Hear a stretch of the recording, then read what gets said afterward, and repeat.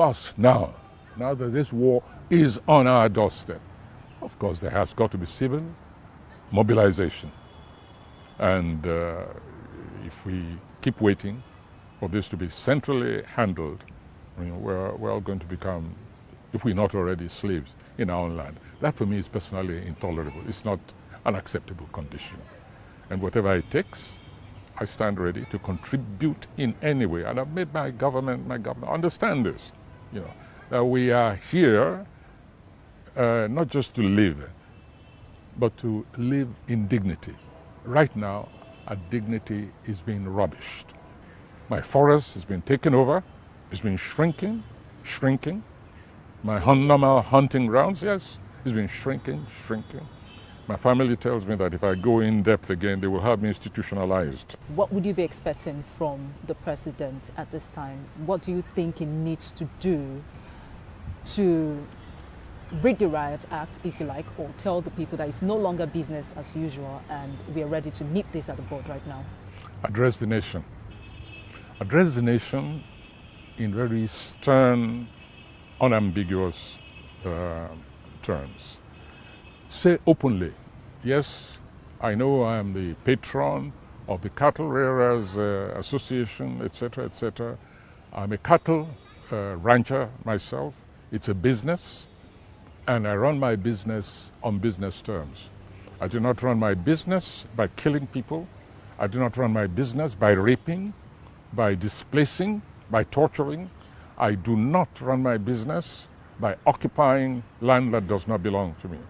And I'm warning all business people in the food commodity, all you cattle rearers, whatever comes to you for illegal occupation or for trespassing on other people's property is your business. And I'm ordering the army, I'm ordering all the security forces to back citizen effort in flushing you out. I expect nothing less, even at this stage. It's very late already, but it's not too late.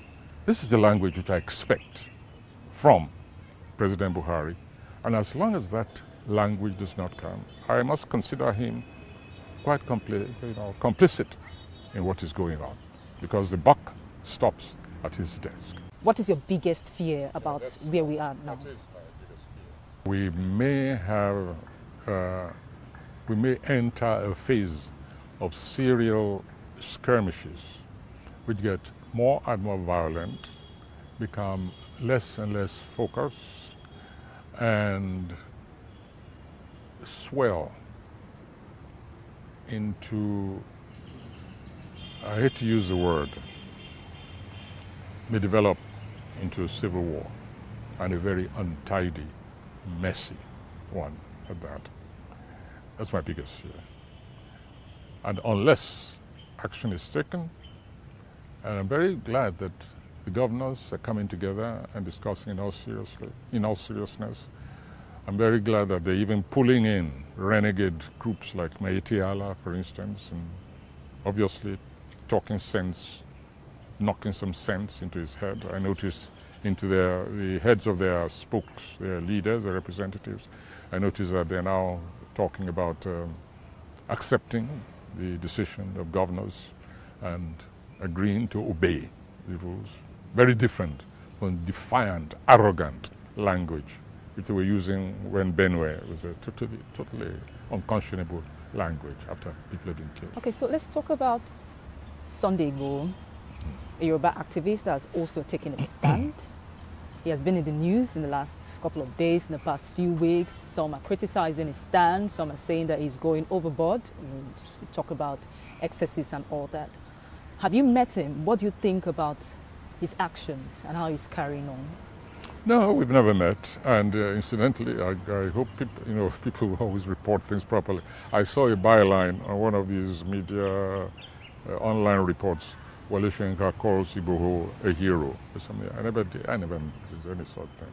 But Sunday Igboho has responded to a situation in the way he knew how. Now you will see that he's trying to work with others. This is the way these things really happen. Somebody one day he reaches explosion point and he says, I cannot take this any longer. and it takes unilateral action. The action may be excessive, it may be wrong-headed. What matters is that somebody has responded to an unacceptable situation. Any errors which he makes is for the rest of us to correct by calling him, and I know that a number of people are doing that.